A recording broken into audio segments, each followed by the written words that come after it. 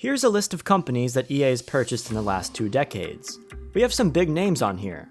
Pandemic Studios, developers of the Mercenary series, The Saboteur, Destroy All Humans, and the original Battlefront games. Black Box, the developers of the Skate franchise and all of the good Need for Speed games. Maxis, developers of SimCity. Respawn, developers of Apex and Titanfall. And most recently, Codemasters, the creators of Dirt, Dirt Rally, and the F1 series.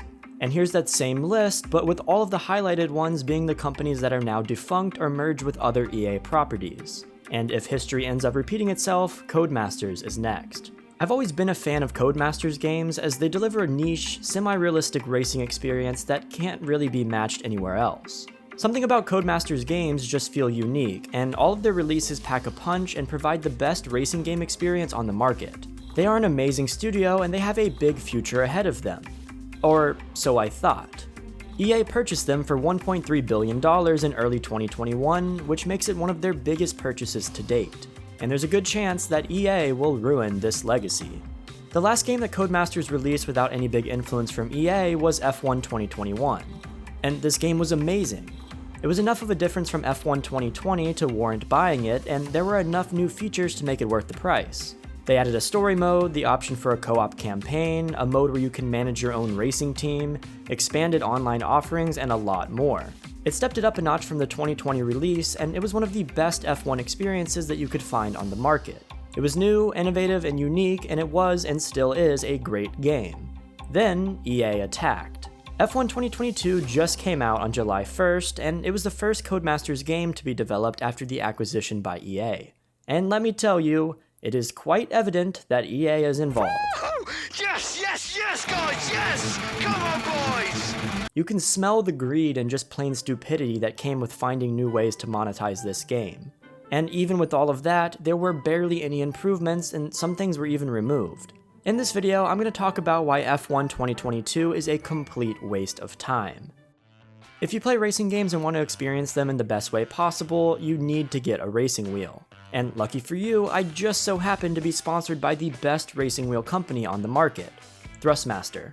I use my Thrustmaster T248 racing wheel with any racing game that I ever play, and it absolutely blows me out of the water every single time. The T248 comes with a pedal set as well, and their products are extremely high quality and easy to use. In fact, their wheels work natively with tons of racing games with no need to tweak the settings at all, including F1.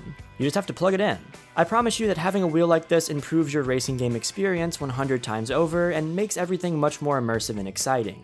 So if you're interested in taking it to the next level and having more fun with all of your racing games, check out the T248 and the other Thrustmaster products by using my link in the description. A wheel and pedal set like mine is a lot of fun, and I promise you won't regret it. So let's talk about F1 2022. I'm not going to give you an explanation of what the game is, because, well, it's an F1 game. You race F1 cars. Boom, answer. How exciting was that? What, you expected me to make a 300-hour video essay talking about the entire history of gaming and the development of technology and how it led to the creation of the F1 series? Nah, that's in the next video. F1 2022 is almost identical to the one that came out last year, but worse. It has the same single-player mode, the same My Team mode, the same menu design, and similar physics. While yes, there are some updates with how the cars handle and how they look, since F1 changed the look of their cars this year, it's pretty much the same exact game.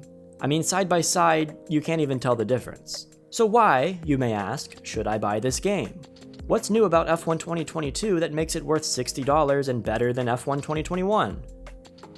What, you expect me to answer that question? Let's talk about the new things in this game. First of all is VR mode. Being able to drive an F1 race car in VR sounds absolutely awesome. This is one of the biggest selling points of the game, but as you probably already assumed, it is broken. When playing in VR mode, the game crashes and glitches and stutters constantly, and unless you have a computer that could run the entirety of NASA on it, you don't stand a chance at playing it. Okay, VR is niche anyways. I'm sure there's some other major selling points for the game, right? Oh yeah, why don't I touch on F1 Life, the most advertised aspect of this game. On the surface, it sounds dope. Being able to live the luxurious and exciting life of an F1 driver is a great selling point, and I was excited as hell when I heard about it. It offers a new level of personalization and customization to the F1 experience and lets you imitate the glitz and glamour of a real-life F1 driver.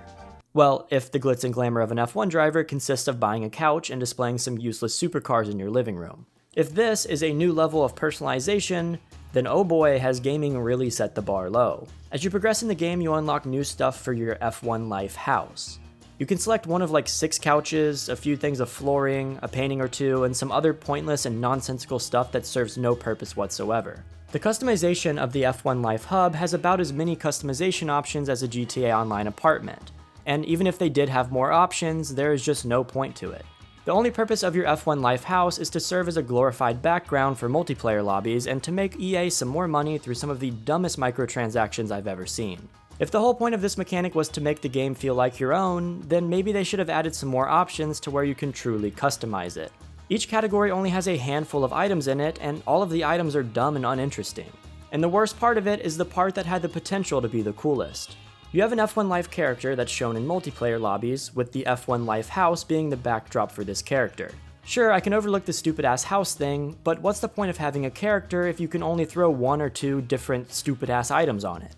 If I really wanted to make this my own and make it unique, why are my only clothing options some dumb corporate logos for EA and dorky ass apparel that's the complete opposite of how an F1 driver would dress? Why are there emotes that make no sense whatsoever that you have to pay real money for? All in all, F1 Life was a complete waste of time and resources in this game, and it was only put in to fill in the gap that was left by the lack of actual new features. It is a complete joke and probably the dumbest thing I've ever seen in a racing game. But unfortunately, it gets worse. As you level up and do more races, you unlock supercars. What can you do with these supercars? Well, you can drive them around the F1 tracks in pointless challenges. What is the point of this? Because I have no idea. The supercars are also a waste of time, and worst of all, they handle like shit. They slide all around and drive super awkwardly and are just plain boring.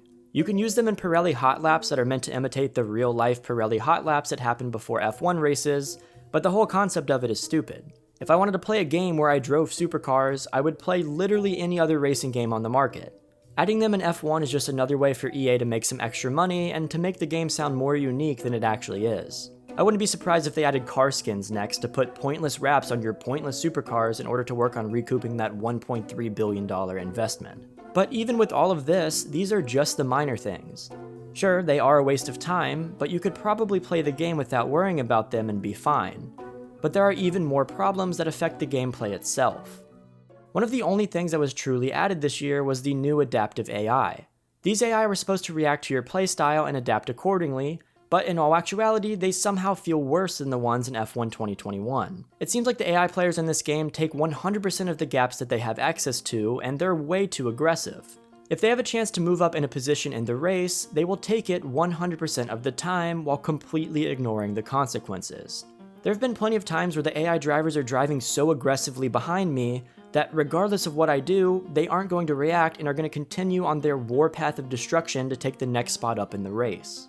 I will say, having an increase in aggressiveness is nice because the AI in F1 2021 were way too easy, but the drivers in this game are brutal and they drive like they're operating with F1 street rules or something. It's annoying, and it's another thing that wastes my time. This review isn't supposed to be a deep dive into every mechanic in the game and why each of these mechanics are good or bad. I will say there are some cool new things that were added here and there, but overall this game is a complete downgrade from F1 2021. It is 100% not worth $60, and EA has a good chance at ruining the F1 legacy with useless filler features and predatory monetization. For $20 or $25, sure, this game may be worth it. But don't let the marketing materials make you think that it's some big upgrade with tons of new features, because in truth, F1 2022 is a waste of time. Have you played F1 2022? Do you think I'm wrong in my criticisms of the game? Let me know in the comments. Don't forget to check out the Thrustmaster T248 using my link in the description, and stay tuned for more videos. I will see you guys next time, and peace.